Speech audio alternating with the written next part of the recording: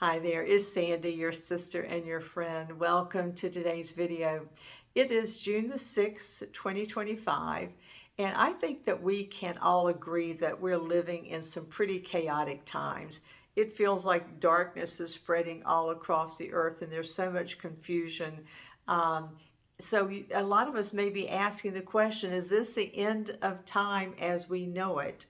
Um, well, when Jesus' disciples asked him about the end times, this is what he had to say. He said, "You will hear of wars and rumors of wars. See that you are not alarmed, for this must happen, but it is not yet the end.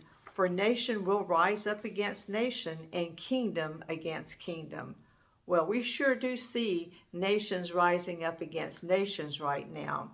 And we don't even know really which side maybe our own nation is on, because alliances and allegiances seem to be shifting with every regime change. But we go back to Jesus's discourse about the end times, and this is how he wrapped it up. He said, "And this gospel of the kingdom will be preached in all the world as a testimony to all nations, and then the end will come." Well, what is this kingdom gospel that is going to be preached across the world before the end comes? Well, I believe it's Jesus's message that the kingdom of God is within us. We are all children of the light, and we have never left the kingdom of heaven. God is in us, and we are in God. We've never been separated from God, and we have always been loved unconditionally. That fact is true for every person, but only some of us are aware of this truth. Those of us who have experienced God's unconditional love have a great responsibility to others while we're here on the earth now.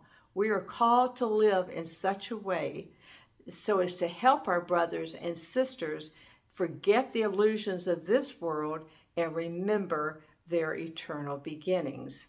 Our confidence in everyone's eternal security enables us to view them from the reality of their higher plane of consciousness, far above the troubles of this world.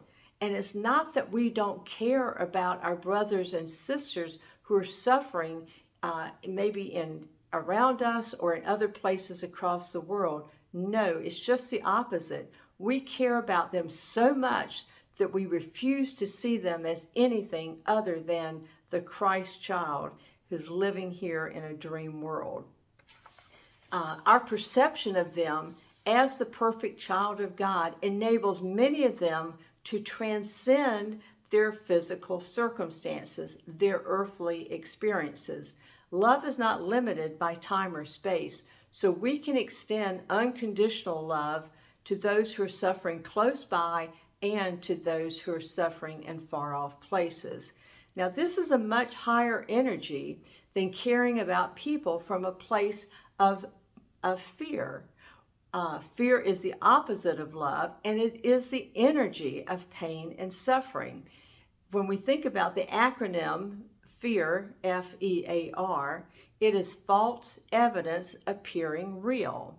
If I'm afraid for your welfare, and I'm biting my nails, and I'm worrying that you might not even survive, in my imagination, I actually am projecting onto you that you cannot overcome your circumstances. My imagination is a powerful force, very creative. And although I say I want the best for you, and I do, it is my very perception of you as a victim that encircles you with lack and powerlessness. I am actually believing false evidence because I have made up a story, a disaster story about you. Now, I tell you today with great authority that if you're hearing this, you are an overcomer. Jesus said that he has overcome the world, and because we are in him, we also have overcome this world. We are no longer restrained to live by our 5 physical senses because we are in the process of ascending to a higher dimension. This is the end of us living by the limiting rules in this 3-dimensional physical world. We are eternal spirits with no beginning and no end. We live in bodies and we have souls. So the time has come for us to move into five-dimensional consciousness. This upward move in awareness actually involves changing the way we think and act and feel, not by denying anything, but by being willing to examine everything to see if our current beliefs and thoughts and feelings align with our higher way of living. If they don't align, we just say thank you and we let them go. This is how we transcend our old conditioning and get reborn. By using our imagination, we can experience higher versions of ourselves and others far before they actually appear in the physical world. We change the world by affirming that we're all pure and holy just as God created us. Our affirmations may be expressed through times of praise or prayer or worship. It is often in the stillness of our meditations that we notice that our faith is growing. We begin to believe in our hearts that everything that exists shares God's one life, and we experience the love and joy of this unity. God's life is a life of abundance where lack is impossible. And as we teach the truth that God cares equally for everyone, the world will shift even further into a higher consciousness.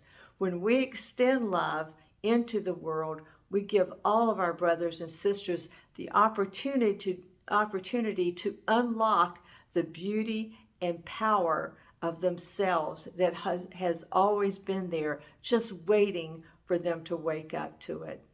God bless you. I hope that we all can experience this and that we can extend love, not fear, to all of our neighbors, to all of our brothers and sisters. Join me in this here this weekend coming up. I love you so much. Subscribe if you haven't. Hit the like button. Leave me a comment. Bye-bye. Have a wonderful weekend.